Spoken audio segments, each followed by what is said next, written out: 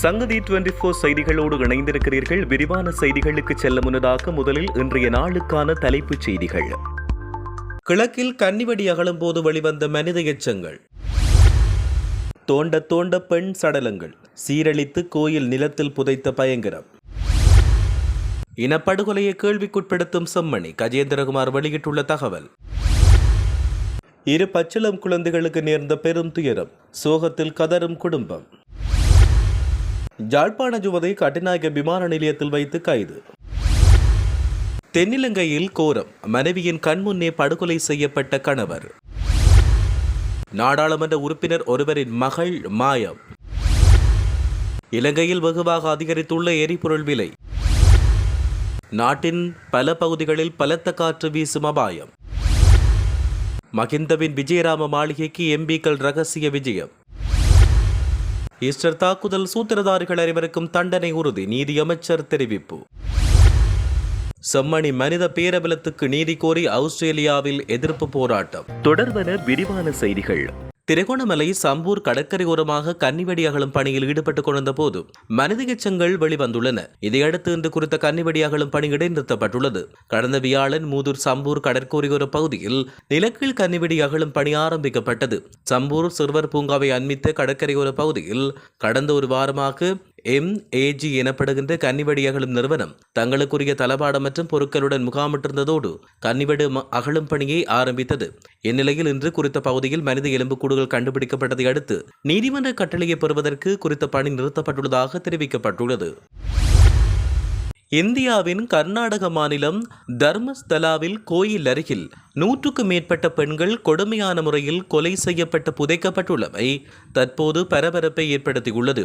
கர்நாடக மாநிலம் தக்ஷிண கன்னடா மாவட்டத்தில் தர்மஸ்தலாவ புகழ்பெற்ற மஞ்சுநாத சுவாமி ஆலயம் உள்ளது. இந்த கோயிலில் முன்னாள் ஊழியர் தர்மஸ்தலா காவல் நிலையத்தில் ஜூலை 4ஆம் தேதி முறைப்பாடொன்றை பதிவு செய்தார். 1998 முதல் 2014 வரை தர்மஸ்தலாவில் பல பெண்கள் கொலை செய்யப்பட்டுள்ளனர். இவர்கள் பாலியல் வன்கொடுமை செய்யப்படாத சந்தேகம் இருக்கிறது. பெண்களின் அந்த உடல்களை ரகசியமாக அகற்றுமாறு என்னை கோயில் மேற்பார்வையாளர்கள் வற்புறுத்தியிருந்தனர். இந்த உடல்களை நேத்ராவதி ஆற்றின் கரை அருகே புதைத்தேன். பலியான பெண்களில் சிலர் மைனர் பெண்கள். பலர் கழுத்து நெரித்து கொல்லப்பட்டு பள்ளி சீருடை பைகளுடன் புதைக்கப்பட்டனர். மற்றொரு பெண்ணின் முகம் அமிலத்தால் எரிக்கப்பட்டிருந்தது. சிலர் உடல்களை தகனம் செய்ய வற்புறுத்தப்பட்டேன். முழு விவரங்களை நான் வெளியிட தயாராக உள்ளேன். ஆனால் என்னுடைய குடும்பத்திற்கு பாதுகாப்பு தேவை. இந்த விவகாரத்தில் என்னுடைய உயிருக்கு ஆபத்து இருக்கிறது. எனக்கு பாதுகாப்பு அளிக்கும் பட்சத்தில் விரிவான தகவல்களை வெளியிடுவேன்.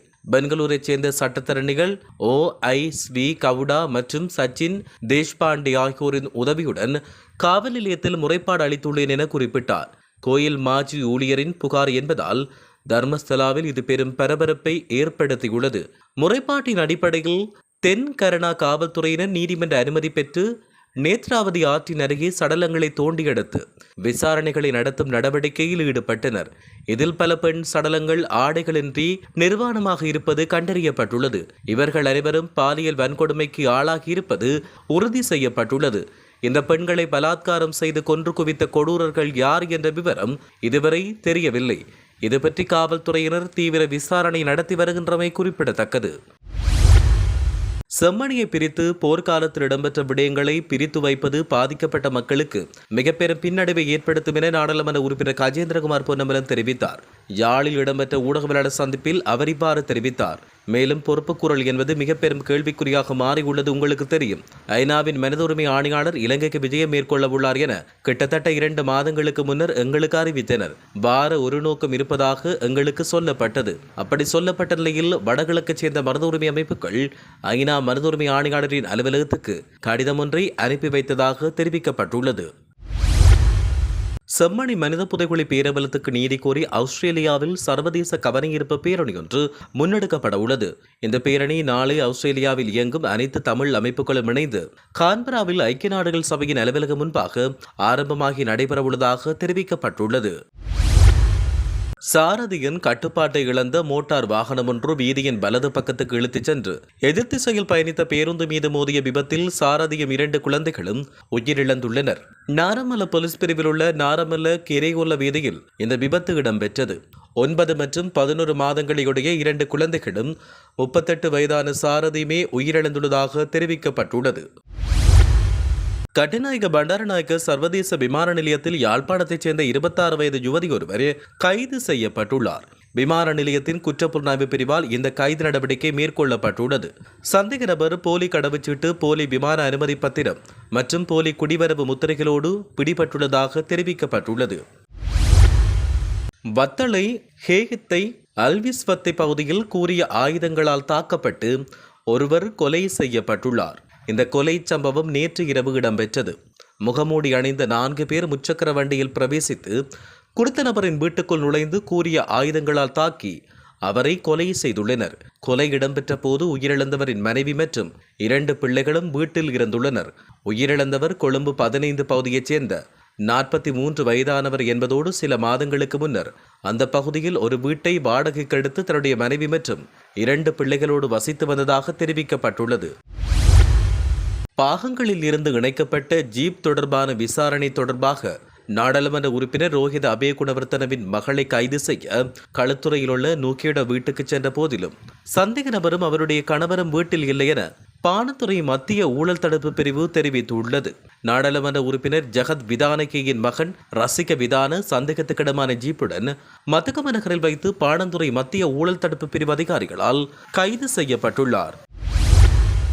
எரிபொருள் விலை கடுமையாக அதிகரித்துள்ளது. பொருட்களின் விலைகள் வெகுவாக அதிகரித்துள்ள நிலையில் பொதுமக்கள் மிகுந்த சிரமத்துக்கு மத்தியில் தங்களின் வாழ்வாதாரத்தை கொண்டு செல்வதாக முன்னாள் ஜனாதிபதி மைத்ரிபால சிறிசேன தெரிவித்தார். சமகால அரசாங்கம் தொடர்பில் நான் ஒன்றும் கூற முடியாது. நேரடியாக தொடர்புடையவர்கள் சாதாரண மக்கள் என்பதால் அரசாங்கம் தொடர்பில் மக்களிடம்தான் அபிப்பிராயம் கேட்க வேண்டும் எனவும் அவர் இதன்போது கருத்து வெளியிட்டார்.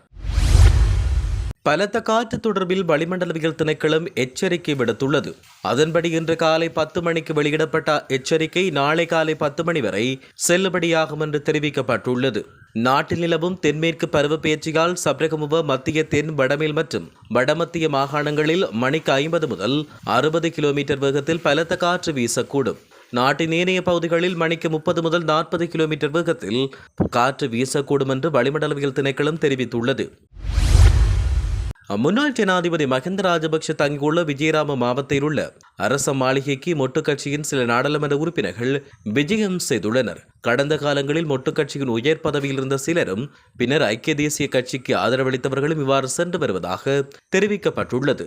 அதைத் தவிர தற்போதைய எதிர்க்கட்சி தரப்பில் உள்ள 2 அல்லது 3 உறுப்பினர்கள் ரகசிய சந்திப்புகளை மேற்கொள்ள திட்டமிட்டுள்ளதாக தெரிவிக்கப்பட்டுள்ளது.